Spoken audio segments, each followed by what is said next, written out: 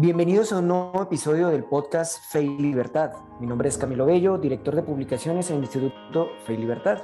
Hoy queremos hablar sobre el nuevo número de la revista en el que estamos trabajando, Narrativa Histórica, Libertad y Derechos, se titula. Por eso, hoy nos acompaña el editor asociado de este número, el doctor Carlos Sabino. Carlos, muchísimas gracias por tu presencia, gracias por acompañarnos en este podcast. Gracias, Camilo. Para mí también es un gusto estar con ustedes.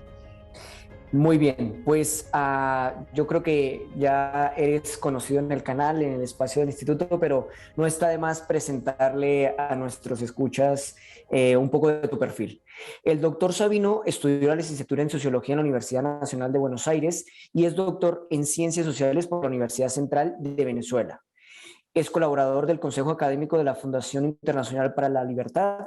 Además, es autor de 25 libros, entre los que aborda temas como historia, metodología y ciencia social, entre otros artículos y trabajos que ha ido publicando en su vida académica y profesional. Nuevamente, gracias, Carlos, por acompañarnos, por estar aquí. Vamos a hacerte algunas preguntas relacionadas con este número que nos ha surgido durante todo el desarrollo de esta investigación y pues sabemos que tienes una expertise en estos temas. Bueno, para comenzar este episodio me gustaría que comentemos la convocatoria de este número. En ella, tú explicas que la historia se interpreta desde el presente. ¿A qué te refieres con esta pregunta? ¿Qué tienes en mente? ¿Existen dos o más versiones de la historia en este caso? ¿Y cómo se ha generado, cómo se ha dado el conflicto entre la percepción de la realidad, trayendo a colación el tema de la historia? Es decir, a partir de cómo interpretamos la historia, ¿también tiene alguna lectura para la actualidad? Claro, mira, porque yo digo que se escribe, que se hace desde el presente, porque se escribe, se investiga en el presente, con las preocupaciones, el enfoque y el punto de vista del presente. Imagínense un historiador romano o griego que estuviera estudiando ahora alguno de los temas de actualidad. Pues él enfocaría las cosas desde su punto de vista. Nosotros enfocamos sus cosas desde nuestro punto de vista. No podemos escapar de nuestro punto de vista. En realidad no hay una historia. Y yo soy muy crítico de esas historias oficiales que se han hecho en América Latina, de comisiones de la verdad y cosas parecidas, porque es intentar implantar una historia oficial, única, verdadera. Mira, en realidad hay tantas historias como historiadores, como posibles relatores de la historia. Lo que pasa es que viene un problema ético y yo creo que es importante que ojalá se pueda desarrollar en este número alguno de los artículos, porque el problema es si yo distorsiono los hechos para aprovechar el hecho de que estoy haciendo historia, para aprovecharlo para mis fines políticos, personales, dinásticos, como se hacía en otra época, o si yo me atengo a los hechos y luego doy mi enfoque. Yo les doy a mis estudiantes siempre, porque dirijo la maestría en historia en la Universidad Marroquín, les doy siempre este ejemplo de la fotografía. Imagínense que tenemos una reunión de 8 o 10 personas alrededor de una mesa. ¿Cuál es la fotografía? Bueno, hay, hay 100 fotografías posibles, ¿verdad? 1000 fotografías posibles. Mientras saque la fotografía de la mesa y me enfoque más en una persona que en otra cosa que es natural, o que critique más o menos algo de esa situación, de esa reunión que estoy fotografiando, estoy haciendo historia.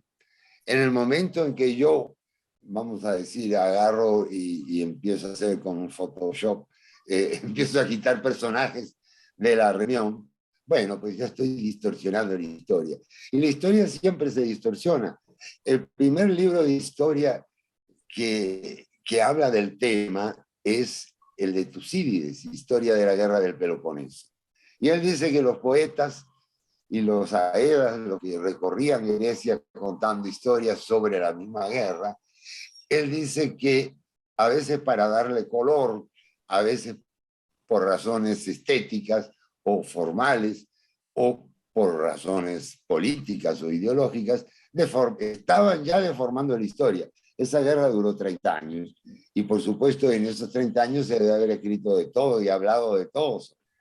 Entonces, él intenta hacer otro tipo de historia y desde ahí en adelante, pasando por una larga fila de personas, estamos en lo que estamos tratando de hacer una historia apegada a los hechos. Para eso se necesita un cierto aparato formal. ¿A qué me refiero? A tener los papeles, en verdad, es decir, esto encontré yo en un archivo, tener la foto, tener el dictamen de un juez o lo que fuera. Necesito apegarme a los hechos. Los hechos históricos, y esto es una paradoja que vale la pena que mis oyentes reflexionen sobre ella. Los hechos históricos no existen. Robespierre ya se murió. Lenin ya se murió. La guillotina ya no funciona en Francia. Es decir, estamos hablando no sobre hechos como los que puede hablar un físico que dice, ahí está una nova y está estallando y acá yo mido su espectro y su intensidad. No, no es algo así que esté en mi presente. Es algo que dejó el pasado. ¿Qué es lo que dejó el pasado? Bueno, y esto quizá la gente no lo imagine de una primera vez, pero el pasado dejó un montón enorme de cosas. Dejó papeles, como decía, a veces fotos, si no dejó objetos. Nosotros podemos ver un hacha vikinga y está ahí. Dejó el rastro sobre la tierra en edificios, cultivos, bosques, etc. Entonces, por eso hay infinidad de historias posibles. Hay una oficial, no hay una que es la verdadera, pero sí hay una línea ética que distingue entre usar la historia al servicio o para lograr mis fines personales, políticos o partidistas, y la historia que hacemos los que tratamos de recoger los hechos y ordenarlos y presentarlos al lector. Muy bien, muy bien. Realmente interesante esta interpretación. De hecho, se me venían un par de intelectuales, autores que no han tenido muy buena prensa mientras te escuchaba. Me refiero a Walter Benjamin cuando escribe Tesis de la filosofía de la historia, justamente, indistintamente de su propuesta filosófica, de su ideología, que también. Pero la propuesta que hace allí justamente es intentar rescatar esa contrahistoria, ¿no? Esa lectura acallada que no se le ha querido dar la visibilidad suficiente o necesaria, puesto que eso también, de alguna manera, esa historia silenciada supone parte de lo que somos, ¿no? Y es un poco lo que dices. También me venía a la cabeza un poema, también de otro intelectual que no tiene muy buena prensa, se llama, no sé si lo has escuchado, Preguntas de un obrero que lee, de Bertolt Brecht. Un poco también Ajá. viene en esta línea de tal vez lo que se cuente de la historia no se puede apartar del sujeto y justamente a la pregunta en mayúsculas, ¿existe una historia objetiva? Y esta idea me lleva a otra pregunta que tiene relación con lo que venías mencionando. Si crees que la manera en la que interpretamos, en la manera en la que hacemos historia, tiene algún sesgo, alguna lectura política o ideológica. Si esta interpretación se hace, no sé, de forma intencional o de manera espontánea, o la manera en que hacemos historia es la manera correcta, o no sé, si tiene esos sesgos pueden suponer el cambio de nuestras condiciones actuales, por ejemplo. No sé, ¿qué piensas? Bueno, mira, hay muchas respuestas a eso que me dices. Mira, en primer lugar, hay una manera de hacer historia que impulsó el marxismo, que es una manera que yo creo que no es historia. Es la de tener un modelo teórico, por ejemplo, en este caso, la lucha de clases y el desenvolvimiento que produce con la revolución como partera de la historia, etc. Y entonces tratar de encajar los hechos en ese modelo. ¿Qué quiere decir esto? Es decir, es como agarrar unas fichas y tratar de meterlas en un sitio que es cuadrado y que no entra. Pero se recortan los bordes, ¿verdad? O se se hace algo. Y esa es la historia que yo llamaría teoricista, la historia que está al servicio de una teoría. Esa teoría, por cierto, el marxismo está al servicio de una política, es una política también en este caso, pero en general la historia ha ido variando de acuerdo a la época. Por eso nunca se termina de escribir la historia. En América Latina tenemos una historia y ahí vamos a dar un ejemplo.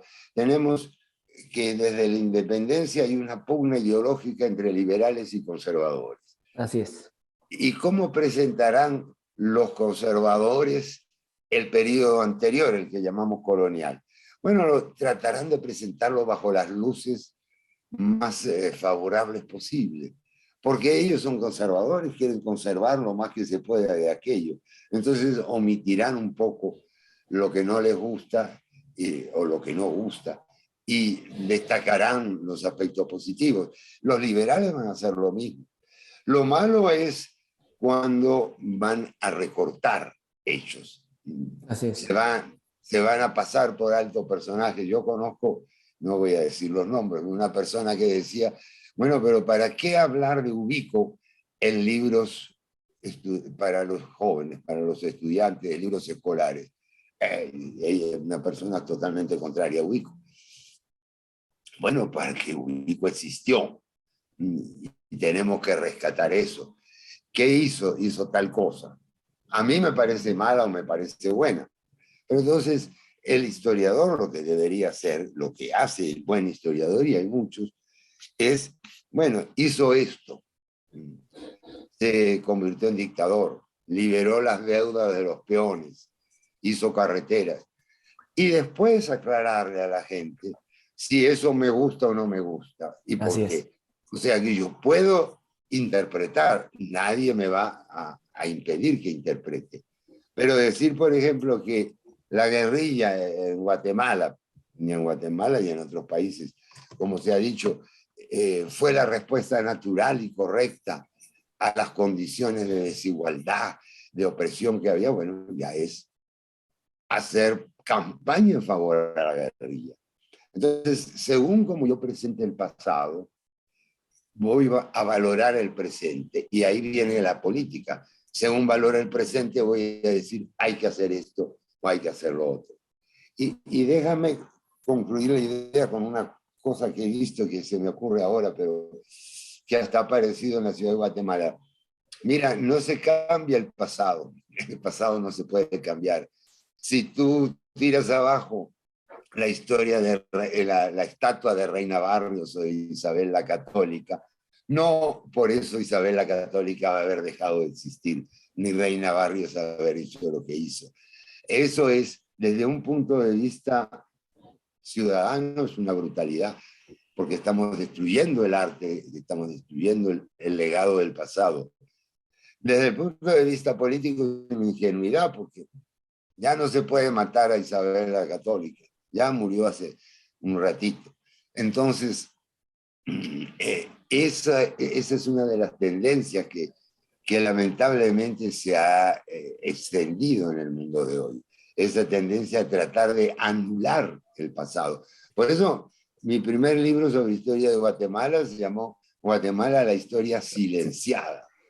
Y hacer, voy a hacer algo, creo que tengo tiempo, un paralelo entre dos personajes casi opuestos en la historia del siglo XX en Guatemala. Uno es Ubico, que cuando vio que ya el país no lo quería, renunció, pero no agarró la máquina de escribir y mandó una carta a la asamblea. Le dijo a 3 generales que estaban ahí, ustedes agarren esto y vean qué hacemos, porque yo me voy. Se fue a la casa. El otro es Jacobo Arbenz, de ideología contraria, que cuando vio que tenía que renunciar, que ya no tenía apoyos, igual que Ubico, grabó un mensaje por la radio que dice, y dejo el poder a mi amigo el coronel Díaz. ¿Cómo vas a dejar el poder a tu amigo el coronel Díaz? No es que yo le voy a dejar este puro a mi vecino. Bueno, hicieron lo mismo. Entonces, uno como historiador puede regodearse un poco en esas curiosidades históricas. nada más. Ahora, le dejo al lector que me diga, no, pero los casos eran muy distintos. O no, esto significaba tal cosa. Para mí significaba esto, para él. Yo voy a poner lo que significa para mí. Pero lamentablemente en América Latina, después del auge guerrillero que hubo en los años 60, 80 del siglo pasado, pues hubo un largo periodo, como un cuarto de siglo, en que se levantó la imagen de la guerrilla como unos muchachos nobles e idealistas, poetas y pintores que tenían una metralleta en la mano. Sí, pues. Lo mataron por la poesía, lo mataron por la metralleta. Bueno, yo creo que mi lector es inteligente y que se va a dar cuenta que realmente no lo mataron porque no cuadraban la cantidad de sílabas en los versos, sino porque tenían la metralleta. Y esa tendencia, afortunadamente en Guatemala, yo creo que se está revirtiendo, o por lo menos se está amortiguando bastante. Muy bien, completamente de acuerdo y realmente me parece interesante el ejemplo de salvedad que haces respecto a lo académico, es decir, a acercarnos a la historia como está, como lo más fiel posible que podamos entenderla y apartando de esto cualquier interpretación, o más bien cualquier lectura subjetiva, cualquier sentimiento que puede existir, ¿no? Por parte del académico. Eso me parece excelente. Y de hecho, y en esta misma línea, cuando hacías mención de que han existido intérpretes de la historia, de los hechos que se han venido suscitando, que de alguna u otra manera han condicionado la actualidad, tenemos interpretaciones progresistas, de izquierda, marxistas, materialistas, y bueno, para dar y convidar. Pero en este sentido, cómo estas interpretaciones han influido o han intervenido de alguna manera en la libertad, en la defensa de la libertad y de los derechos humanos. Esa lectura que tú decías o esa interpretación sesgada o no, objetiva o no, o apartada del sentimiento, digamos, que cómo se podría relacionar con la defensa de la libertad. ¿Ha sido asertiva o no? Bueno, en el caso latinoamericano ha sido, digamos, proponiendo una visión sesgada de los derechos humanos. Hubo un combate entre guerrilla y el ejército, estos mataron a aquellos también, pero yo llevo a los tribunales solamente algunos. Para eso lo que hago es modificar el derecho o interpretar el derecho de cierta manera. Y eso, en investigaciones que he estado haciendo últimamente, está muy claro. Aquí, por ejemplo, se han cambiado leyes. Se han cambiado leyes para hacer cosas que no eran delito, convertirlas en delito. Entonces se ha acusado a un militar de genocidio, cosa que no tenía sentido dentro del conflicto armado interno. Es decir, afecta poderosamente, así como tú mencionaste a Brecht y a Berlin, no sé, yo diría lo mismo de Mises. Ludwig von Mises tiene un párrafo muy claro que yo transcribo en ese libro, La historia silenciada, donde habla que es una herramienta utilísima para el político, la historia. Y te voy a confesar algo que algunos de mis oyentes y mis lectores saben. Yo entendí esto hace un cuarto de siglo, un poquito más, cuando Hugo Chávez empezó a postularse seriamente como candidato a la presidencia. Y él lo que hizo fue presentar una imagen totalmente viciada de lo que había sido los 40 años anteriores. Y él hablaba de la democracia podrida y claro, y yo fui un crítico como tantos otros autores de esa democracia, pero no en tanto democracia, por ejemplo, ni por las razones que decía él. Él solo destacó los aspectos positivos. Y fíjate que es muy sencillo. Tú destacas lo negativo de la democracia, sobre todo si eres un político, y preparas el camino para tu dictadura. Claro. cambias la Constitución y de ahí puedes cambiar todas las leyes que quieras. Y la predica de él era que el remedio era cambiar la Constitución. Y eso no es una cosa que solo hizo Chávez. Por medio de Latinoamérica se está haciendo, se hizo o se ha intentado hacer. Lamentablemente, la historia es una herramienta de esas ocultas. Si yo doy, por ejemplo, ¿qué hacían si uno ve inscripciones jeroglíficas, las columnas que levantaban los romanos? Eran loas al emperador, al rey. Era contar un origen semimítico, decir que era hijo de un dios, el antecesor del rey actual. Es decir, se estaba usando. Al ser humano la historia le resulta utilísima. Por eso es un arma muy delicada que hay que trabajar con mucho cuidado. Y lamentablemente aquí, bueno, lamentablemente en Guatemala, por ejemplo, se hacía mejor historia. Yo diría que hace 100 años que ahora, porque ahora se ha politizado más. Aparte de esa pugna entre conservadores y liberales, en la historia anterior nosotros tenemos, bueno, falta de rigor académico, era normal hace 100, 150 años, pero tenemos, por ejemplo, a José Millas, que intentó hizo un buen trabajo, y a varios otros que siguieron su obra. Tratando de Milla, por ejemplo, un hombre que estuvo ligado tanto a conservadores como a liberales, y tenía las dos perspectivas.